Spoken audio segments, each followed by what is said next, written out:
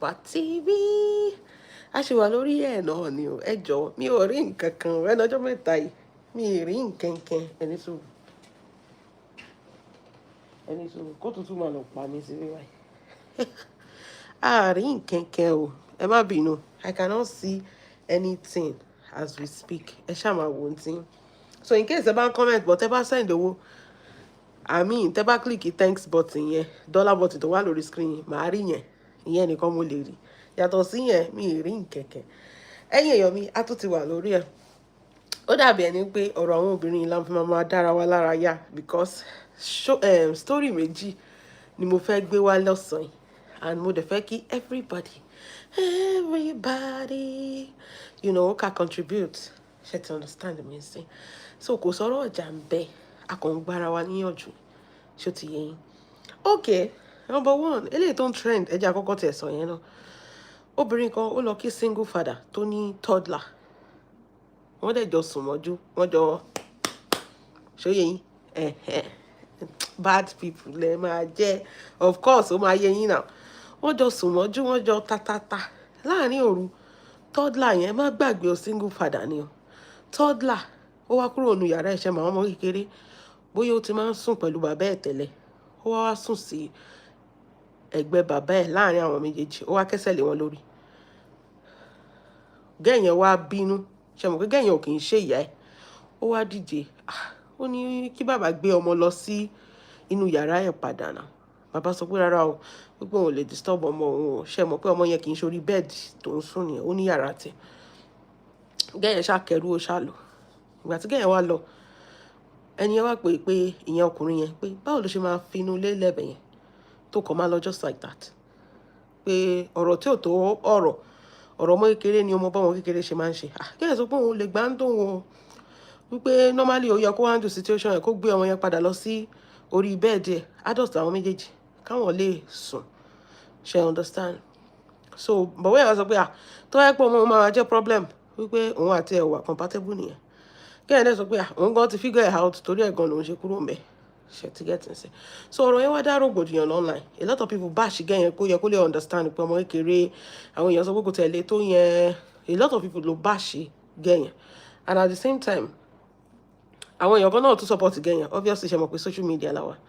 So àwọn kan support ẹ̀ pé tó bá jáwọn nǹkan táwọn náà máa ṣe nìyẹn pé ọmọ yẹ kó wà nínú yàrá yẹn ní blah blah blah. Number one, in my own analysis so, ṣe rí báwo mo ṣe máa sọ kíni. Ṣe rí àti fẹ́ èèyàn tó jẹ́ single parent Ọlọ́run, ìdí ń ṣe nǹkan tó easy. Àti fẹ́ èèyàn tó jẹ́ single parent, mi ò ní parọ́ fún yín, kì í ṣe nǹkan tó easy pàápàá. I swear down. What did I mean by that? Ni pé if you look at it very well, tó bá bọ́mọ wí, ó ti bọ́mọ wí jù. Tó bá sọ̀rọ̀, wọ́n máa rò pé tó bá jọmọ tiẹ̀ ṣó máa sọ bẹ́yẹn.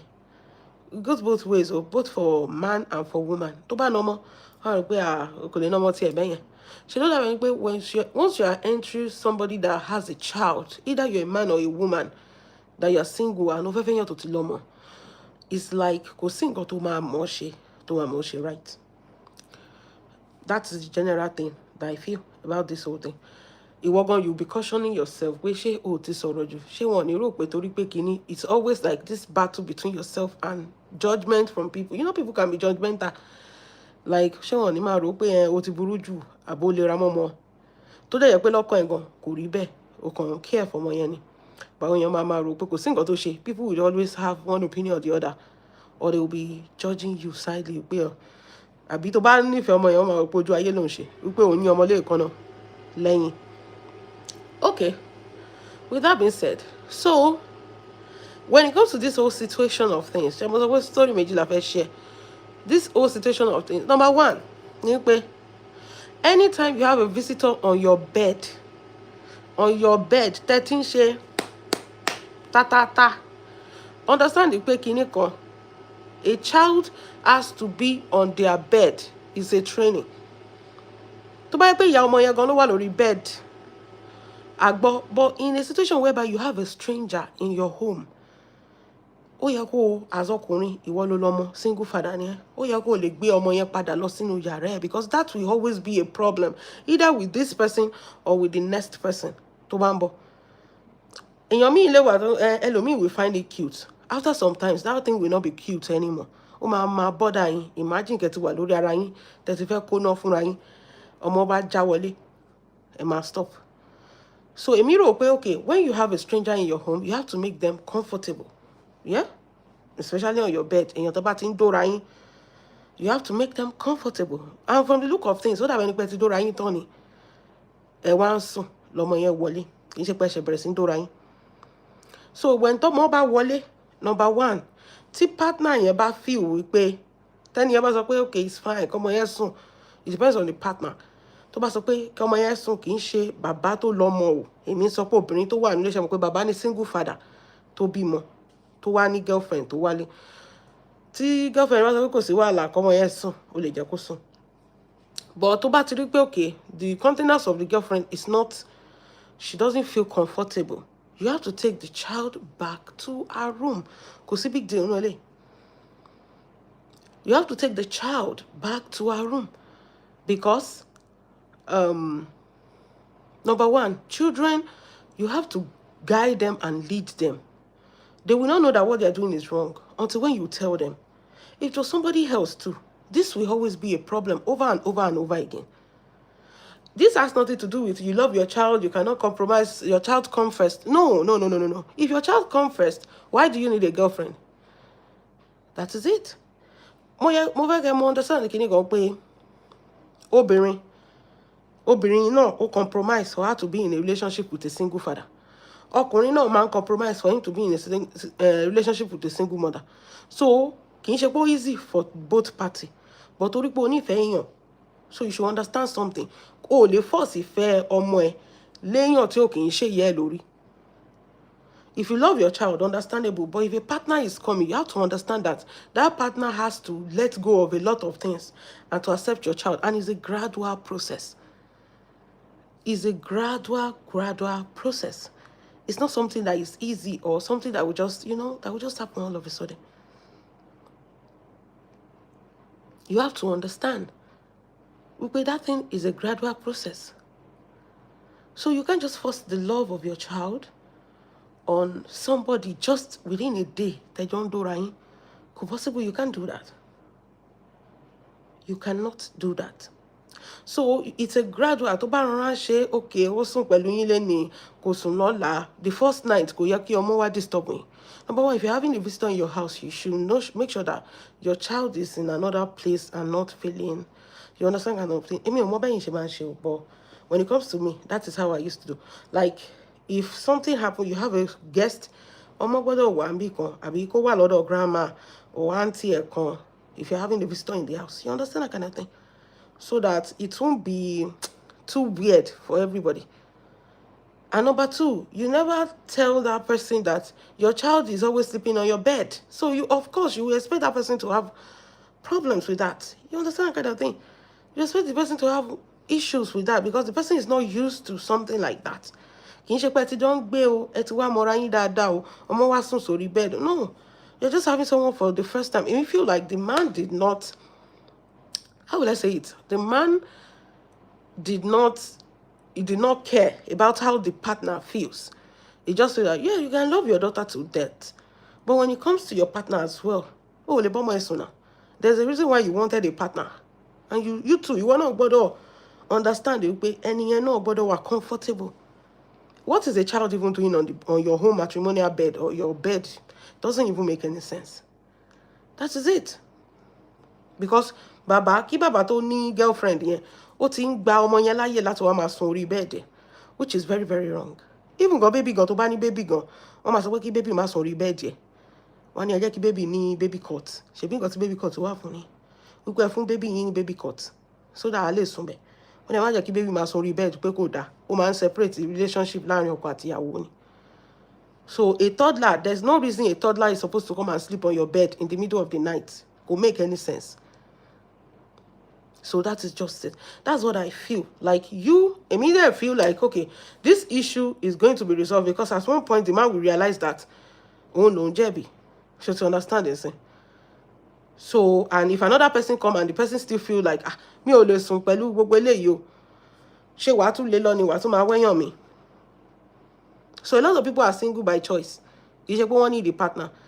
Ìwọ gbọ́dọ̀ mọ̀ pé èèyàn tó ń bọ̀ wá love ẹ pẹ̀lú ọmọ kan lọ́wọ́, ẹni yẹn náà ó máa ní bó ṣe feel, but he has to put his own feeling aside to love the two of you. Doesn't mean that lady cannot love you, but ṣó mọ̀, gradual ni. You cannot force everything down her throat. That is just it. And ìwọ náà ó yẹ kó mọ̀ pé ó yẹ kó ṣe àwọn nǹkan tó jẹ́ pé ẹni yẹn máa fi wà comfortable with you and your child. Don't force anything. Don't be like the person is bad. No, it's not that. It's like somebody that is learning something new. Kì í ṣe ẹsẹ̀kẹsẹ̀ náà ló máa mọ̀ náà. It's going to take a long time. That is just it. And somebody that is bad, one thing, 10 years, you can understand anyway. Somebody that is bad, they will always come like an angel. Èèyàn tó máa ṣọmọ eléṣe, ó máa gba gbogbo nǹkan tó bá sọ pé ó fẹ́ ṣe, kó sọ pé kọ́mọ ẹ kó máa sùn sórí bẹ́ẹ̀ kẹ́ni kóbìnrin yẹn máa sùn sílẹ̀ lẹ̀. Obìnrin yẹn máa sùn sílẹ̀ lẹ̀ torí ó mọ plan tó ní fún ẹ. That is just it. So you should be careful. You know, you have to make this one comfortable, make that one comfortable. Bẹ́ẹ̀ni, obìnrin tó máa ṣe é léṣe, wọ́n ní èṣù tó ti mọ̀, ó dájú áńgẹ́lì tó mọ̀ lọ́nà. Obìnrin tó máa ṣe é léṣe, tó bá sọ pé ó gbọ́ ọmọ ẹ sórí, á ní kò sí wàhálà. Ó máa play along ni. Ibi tó ti máa mẹ́yìn méjèèjì, ó máa shock yín. Àti wá àtọmọ ẹ. So when that woman express what she doesn't like, you should understand and just be like, oh, babe, okay, I'm sorry. You understand that kind of thing? Mabino, this, children, they are used to something like this. Let me carry her to her room. Kiniko. With time, God, you see she will adjust. That is if she wants to be part of that. You understand? But in the situation whereby you are talking to somebody, and you need sex, the next thing they was like, I'll pick my child over 100%. My dear, you are not the prize. So. You are a single father. That woman will have dated a single guy. You are a baby father. That is just it. You are not the price. And it goes for ladies as well. Obìnrin man compromise, you understand, for men. But when it comes to men, I pick my daughter first. You should not say something like that to a woman to share meat. And you go, my dear, there's no space for me here. The person will just go. If you love your daughter, love them inside. That is just it. What if you know you love your daughter? Don't want a girlfriend. It's possible now. There are things that your daughter cannot give you. That's what you are looking for outside. That is why you needed a girlfriend. So there are things that are missing in your life as well. That you need a companion. And why did the mother of the girl left? Why are you with a child? Where may the mama day? You understand? Now. She be toddler. So where the mama day? Why did mama leave you? Now you have the opportunity to have another girlfriend, and you are saying because she cannot tolerate your child came and slept on your bed. 30 journey intercourse. Come on now. First night spending with this man, and the toddler came and sleep on you people. Come on. That is not how anybody wants to spend their first night with somebody. Nobody. Teba Johnson for the first time, imagine you are talking to people on the phone and you people go to water, and your first night together, one toddler come and put leg on your head. What? Imagine in the next 100 years, Tiba will be, or how many in the next 10 times, this girl will always come to the bed and put leg on us. So nobody wants to have that picture in their head. That's just it. We are all human beings. We are all human beings. So it may feel like there are some things, boundaries. You don't have boundaries. And that is just simple. That's just so simple that you can just take the child back to our room. Boundaries. Let children understand boundaries. That's number one. If that girl has compromised with that, what other things is your child going to do? And that girl will not be able to compromise. But marry as a J in your buruku. No. Your first night together with a woman, she doesn't want a toddler to put a leg on her, which is normal. So that is it. That means for a long time, from this situation, if you want to judge it very well, psychologically, Amaripe, for a long time, that man does not have anybody sleeping on the bed. That's why the toddler is always sleeping beside her father. Adepe, for a long time, nobody has been sleeping beside that man. That means that's why the toddler is always finding her way from her room to the daddy's bed. to sleep because nobody is there. That is just it. You've been lonely for a while. That is just it. So even morally, I don't even feel that is right. You understand? I don't even feel that is right. I feel like, why would a toddler girl be sleeping with the father? It's just me. I just don't feel that is right. That's that for that. That's my own opinion about that. So, moving on. Sherry and Yobiri, I saw this update about... Sherry, when I talk about something here, yeah, I have my reason. And it's not about me giving you an advice on what you should do if you find yourself in this situation or what not to do. That's not it. It's about me telling you that there's some things to just pay. You can, how would I say it? There's some things to just pay. You have to be careful of how you handle the situation. Okay, let it come to a situation of you and your husband, right? Ọkọ ẹ fẹ́ níyàwó kejì. Mo máa ń sọ lórí page mi pé tọkọ ẹ bá lè níyàwó kejì tó ń tọ́jú ẹ tó ń fún ẹ lóúnjẹ tó ń fún ẹ ní gbogbo nǹkan, you don't have a reason to leave him. But on the other hand, that is if you're not financially stable. To the more okay, if you're financially stable, to mọ̀ pé handle are o dẹ̀ lè tọ́jú àwọn ọmọ ẹ, you can leave. Nobody is holding you. But if in most situations, as of okay, 70% of women, they are not financially stable to be able to fend for themselves. That is why I used to encourage women to always have their job. 70% of women, who are married, they are not financially stable. So they cannot fend for themselves. They can fend for themselves, but they cannot fend for their children.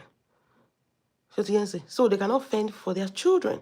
So with that being said, okay, there's this woman here. She got married to her husband, and what's it be more? I think they said they have 2 boys. And all of a sudden, men will always be men. The man came home telling them that also fún ìyàwó pé òun fẹ́ fẹ́ ìyàwó kejì. Ṣé mọ̀? Àṣeyàn, ó yẹ kó máa bínú, kó máa jà. Ìyàwó kejì, ó lóun ò tiẹ̀ dáhùn. Ó lóun ò dáhùn. Ó nítorí pé ọkọ òun jẹ́ nǹkan tó jẹ́ pé tó bá ti lè sọ nǹkan kò kì í fi nǹkan báyọ̀ ṣeré. Like a very street man or straightforward person. Lọ́sọ̀ pé nǹkan báyìí ló máa ṣe. Even gan tó bá tiẹ̀ fi bẹ́ẹ̀ ṣeré gan ó lè change mind ẹ̀. Ó lóun ti mọ̀ pé okay, bóyá obìnrin yẹn dẹ̀ rèé, èmi ò believe yẹn náà lọ títí. Bí obìnrin yẹn náà dẹ̀ ti ń resign. Ṣé ti understand? Ó ti lè máa check phone ọkọ ẹ̀. Àbí kó ti máa gbọ́ news lẹ́yìn wípé kó máa gbọ́ rumor pé ọkọ ẹ̀ ti níyàwó kan síbi kan. Okay. Ó ní ọkọ òun sọ fún òun ò react, òun ò sọ anything. Ó ní ọjọ́ wedding yẹn, ọjọ́ introduction àti wedding àbí báwo ló ṣe sọ. Ó ní bó ṣe lọ ṣe wedding, wọ́n lavish wedding, òun ò sọ anything. Ó ní bó ṣe lọ ṣe wedding báyìí, òun kàn kó gbogbo ẹrù, gbogbo nǹkan tó ń lè kó. Bí òun gbé òun ta lé, òun ṣe gbogbo òun ṣá páàkì gbogbo nǹkan tó ń lè kó. Òun lọ dá owó yẹn padà sínú business bàbá òun. Okay. Òun lọ dá owó yẹn padà sínú business. Ó nítorí pé business yẹn náà làwọn òun àtọkọ òun làwọn fi dowó lówó. Ó lóun dẹ̀ kúrò ní state yẹn, òun lọ sí another state. Ó ní ìgbà tọkọ òun máa wá dé láti wedding. Ó sọ pé kí ló ṣẹlẹ̀? Ó lóun dẹ̀ explain fún pé èmi àti ọjọ́ ní agreement nígbà tá a jọ meet ara pé ó máa fẹ́yàwó kejì. Ó ní ìgbà tó dẹ̀ ti rò pé owó ti wà lọ́wọ́ ẹ̀ ó fẹ́ lọ fẹ́yàwó kejì. It's my choice to stay or not to stay. It's not your choice. Ó lóun dẹ̀ wò pé okay, choice òun ni láti stay àbí láti má stay. Ó lóun dẹ̀ rí pé kóun kó gbogbo nǹkan tó jẹ́ tóun tó wà nílé kóun lọ tà pé ìwọ àti ní ìwà ìfẹ́ ẹ lè lọ bẹ̀rẹ̀ all over again. Ó lọ kọ́ sọ pé báwo ló ṣe máa ṣe irú nǹkan bẹ́ẹ̀ yẹn, ṣe bí mo sọ fún ẹ, kí ló dé tó sọ pé ò láìkí ẹ, wípé in fact obìnrin yẹn ti wà nínú oyún. Ó lọ wá wò pé torí pé ẹni yẹn ti lóyún torí ẹ̀ ló ṣe lọ ṣe wedding pẹ̀lú ẹni yẹn. Òun ò tiẹ̀ mọ̀ tẹ́lẹ̀, òun ò bá kó ju bẹ́ẹ̀ lọ. Ó lóun ṣàsọ fún pé wo my dear, ká má pàdé mọ́. Ìwọ àti ìyàwó tuntun ẹ, ẹ̀yin náà lọ bẹ̀rẹ̀ from the scratch. Wípé kẹjọ bí ìlú ara yín. Wípé so but níbi tó dé yìí, òun ti move on. Kò sí nǹkan kan náà kan ṣáà ń bẹ̀ òun lórí fóun pé kóun ti ẹ̀rọ tóbìnrin tó wà nínú oyún, which is not a problem. Ṣé rí, mo máa sọ kíní kan pé ṣé rí ọwọ́ tó bá dilẹ̀ lèṣù máa ń yá lò. One example tí mo fẹ́ sọ fún yín about men, ibi tí ẹ̀rọ ọkùnrin ti máa ń bà mí jù ni pé ìgbà tí ìwà àtọkùnrin yẹn bá jọ ń struggle, ó dàbí gbà tèmi àtọkọ mi ta ṣẹ̀dé lùi, ta jọ ń struggle, ò ní rí anything. Kò séèyàn tó máa rí gbogbo gbà yẹn, bọ̀ jẹ́ k'Ọlọ́run gbàdúrà wọn. So àwọn obìnrin míì wà tó jẹ́ pé wọ́n máa ń gbàdúrà fọ́kọ wọn pé k'Ọlọ́run tiẹ̀ jẹ́ kó tiẹ̀ lówó díẹ̀, kọ́kàn ẹ̀ má balẹ̀ títí. Kó tiẹ̀ wà òkè kékeré, kọ́kàn ẹ̀ má balẹ̀ ṣé ó yẹ yín kọ́kọ́ ẹ̀ má balẹ̀ títí lọ títí bẹ́yẹn pé tó bá wúlówó díẹ̀ tó jẹ́ pé from hand to mouth ni tí ò ní savings kò ní ronú ìgbéyàwó kejì o wípé but tó bá yẹ pé ó ti ọ lówó ìgbà yẹn ni oríṣiríṣi obìnrin máa wù eléyìí tó wà nílé kò ní tẹ́ lọ́rùn mọ́ ó máa wá àwọn ọmọ ẹlẹ́ṣẹ̀ ṣoṣooṣo yẹn ló máa wá wọn kiri so àìmọye obìnrin tó máa ń gbàdúrà irú nǹkan bẹ́ẹ̀ yẹn kì í ṣe nǹkan tó dáa o but irú situation ẹ̀ báyìí ni because àdúrà yín ti gbà ẹ ti bí ọkùnrin méjì kí ló ń wá káàkiri ìṣekúṣe náà ni tẹ́ bá ń wéyàn tó ṣèṣekúṣe jù láyé ọkùnrin ni kì í ṣobìnrin ká sọ pé obìnrin lọ àwọn ọkùnrin ń bá ṣe o bọ ọkùnrin ló ń ṣèṣekúṣe jù why tó bá báyàwó ẹjà tí change kékeré bá ti wà lọ́wọ́ ẹ̀ báyìí ilé ọtí yá klọ́ọ̀bù yá àwọn ọmọ ẹlẹ́ṣẹ̀ ṣoṣooṣo yẹn wọ yá owó tó ní iná fúnyàwó ẹ̀ nulẹ̀ wà lọ́nà níta àwọn ọmọ yẹn ò dẹ̀ rán ẹ̀. So in this situation that woman she already has a plan she to understand this thing and she feels like she cannot live with anybody and it's her choice that is it, it's her choice.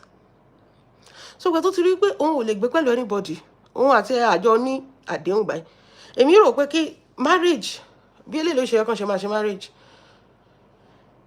èmi àti ẹ tó bá ti lè gbéyàwó kejì wá gbogbo nǹkan tó ní ó máa jẹ́ tèmi àbí òkè tó bá ti lè lọ síta tó lọ cheat o gbogbo nǹkan tó bá ní ó máa jẹ́ tèmi ìṣẹ́lẹ̀ nǹkan tó máa ń ṣe ń lù yìí nìyẹn divorce rate high burúkú oníkálukú máa fúnra ẹ̀ lọ́pọlọ ni tó wáyé kí gbogbo nǹkan tó ní kó jẹ́ tíyàwó ẹ̀.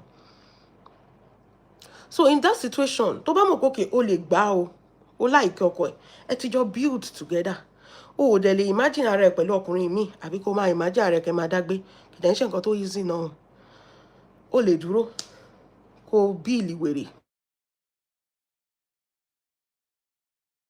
ẹ ṣe bí owó wà lọ́wọ́ ẹ ló lọ́nà síta tí bá ẹ gba gbogbo owó tó wà lọ́wọ́ ẹ tán tó ò ní nǹkan kan ò ní níbi náà sí bó ṣe rí nìyẹn o lè dúró kò sọ ẹ má jẹ́ parọ́ fún yín kò sóbìnrin ilé ayé tó máa sọ pé ọkùnrin ò cheat on èmi gan bí mo ṣe jẹ́ Kim Kardashian Ìjẹ̀bú-Òde ọkọ mi àpáàrà ni mi ò mọ̀ ọ́ sìn yín o torí èmi ò sọ anybody o but there was a time we are having this infidelity problem ṣó lókùnrin òun lé ayé ìṣá tí ò kì í ṣe ṣìnà wàá sọ pé eléyìí tó ò tí ì kà bó ṣe rí ni mi ò mọ irú spirit tó máa ń wọ ọkùnrin o but it's like a thing that they don't think kì í ṣe pé wọ́n fẹ́ fi ṣẹ́ nǹkan tẹ́mi máa rí nìyẹn mi ò make excuse fún wọn but to me so far èmi kàn rí pé bíi pé wọ́n play game bọ́kùnrin ṣe máa ń rí ṣìnà ni bíi pé wọ́n kàn lè ọmọ ẹ̀dẹ́ fàáyín jẹ́ndó wọ́n ń rò lọ títí pé mo mà níyàwó lé mo gbọ́dọ̀ wà faithful wọ́n ń rò wọ́n á kàn wò pé jẹ́ndó jàre tọ́ má dẹ̀ ti do bẹ́ẹ̀ wọ́n ti fún nǹkan tó fẹ́ fún wọn kúrò ń bẹ́ẹ̀ ni I swear ọkàn wọn ò tẹ̀ ní lọ síbẹ̀ mọ́ tó bá wá délé gan wọ́n máa hug ẹ bíi pé wọn ò ṣe nǹkan kan because wọ́n kàn fẹ́ yọ tójú wọn kúrò ní majority ni ò kì í ṣe gbogbo wọn. So èmi feel like ìgbà títí wá ṣẹlẹ̀ mi ò gbogbo ní parọ́ fún yín mi ò ké o èmi gan ṣe rí bí mo ṣe wà tí bá ń bínú Ọlọ́run mi ò ní máa jà kí máa ké ó dàbí ẹni pé ara ń sán kíní kan fẹ́ ṣubú látọ̀run àkọ́ máa wù ẹ́ máa wù ẹ́ sí ìyá rẹ̀ ìwọ gan wà mọ̀ pé nǹkan kan ṣe mí ṣe lọ́kọ́ mi bẹ̀rù kò mọ̀ kò dẹ̀ ní jẹ́wọ́ bọ̀rọ̀ náà bọ̀ èmi ti mọ̀ mo kàn ń wò báyìí tẹ́ bá mọ̀ nǹkan tí mo gbà lọ́wọ́ ẹ̀ kò ṣeé fẹ́nu sọ nǹkan tí mo mọ̀ pé kíní you pay for it àmì ò sọ pé kẹ́ ẹ ṣe bíi tèmi o ṣe ti get nsìn èmi ò sọ bẹ́ẹ̀ o ìgbà tó ṣẹlẹ̀ ọkọ mi ṣe ṣìnà ni ó cheat ni mo dẹ̀ ká ìgbà tó ṣẹlẹ̀ mo mọ nǹkan tèmi ṣe lèmi ń sọ yìí o ó lè jí tọ́ọ̀nù tiẹ̀ kí wọ́n kúrò ń bẹ́ o it's your choice o but nǹkan tèmi ṣe lèmi ń sọ yìí o so mo mọ nǹkan tèmi gbà tí mo jẹ́ kó pay for mi ò ní parọ́ fún yín ìgbà tó pay for kìíní yẹn in fact mi ò sọ pé kò ní ṣe mọ́ o but bí ó ṣe ń lọ sìn mi rò pé ó ní plan ẹ̀ láti túnṣe because ṣé mo èmi kàn feel like tọkọ ẹ ò bá tẹ pèèyàn gan àwọn kan máa dénjú sí that is one thing about them tí ọkùnrin ò bá pèèyàn gan ó lè jẹ́ ọ́fíìsì gan náà tí máa rún mọ́lẹ̀ tóun ò ní choice ṣe ti understand this women tó wà ń tà ń bẹ̀yẹn especially ìlú yìí in fact wọ́n ṣàgbèrè jù ó ti pọ̀ jù ó lè sọ pé o fẹ́ protect ọkọ ẹ̀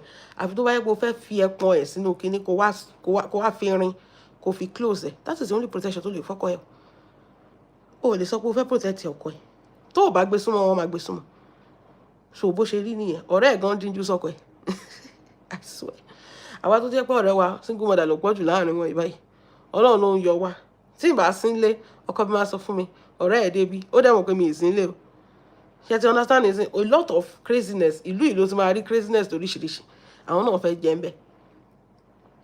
So it takes the grace of God for men to be faithful mi ò lè parọ́ fún yín but èmi rí i pé òkè o èmi rí i pé kò tiẹ̀ tí ì tó torí ẹjọ́ jẹra yín ni ó dẹ̀ ti lọ ó ti lọ nìyẹn mo dẹ̀ mọ nǹkan tí mo ṣe tí mo gbà in return and that is just that but tó bá wá di issue pé ọkọ ẹ fẹ́ mú yàwó kejì maybe o mọ bẹ́ẹ̀mi ṣe máa ṣe tó bá mú yàwó kejì o but nǹkan tẹ́mi prepare mind mi fún ni pé màá wo ìyàwó yẹn màá wò bí owó ọ̀tẹ̀ màá wò bí a mo lè dúró màá dẹ̀ wò bí a mo máa lọ don't think about the bridge èèyàn máa cross ẹ̀ to me tí ọkọ mi bá gbéyàwó kejì wá as of today o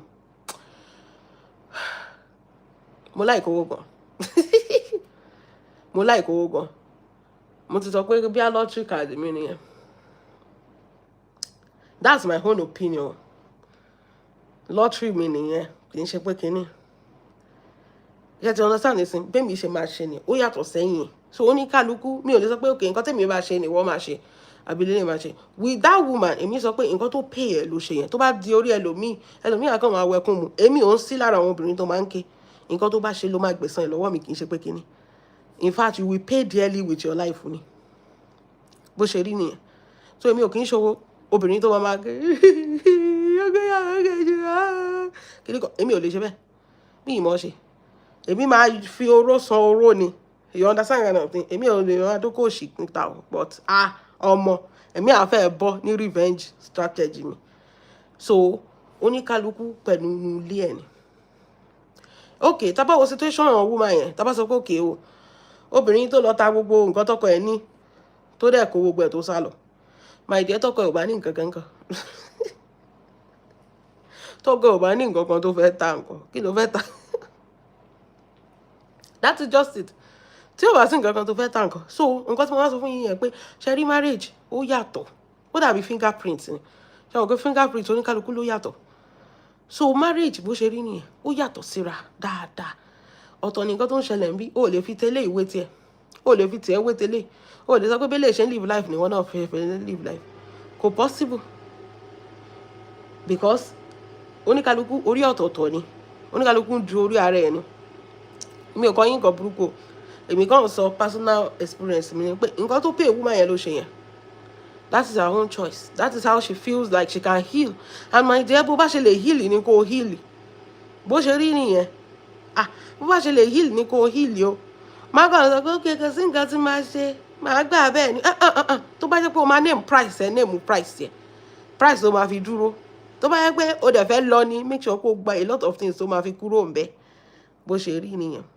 so that's my own opinion about this whole thing but marriage different people different thing so you cannot apply that in your own marriage ṣe ti understand this so kò sí nǹkan tó bá jẹ́ mi èmi ò rí nǹkan tí mo fẹ́ ta torí gbogbo nǹkan náà orúkọ ọmọ náà ló wà so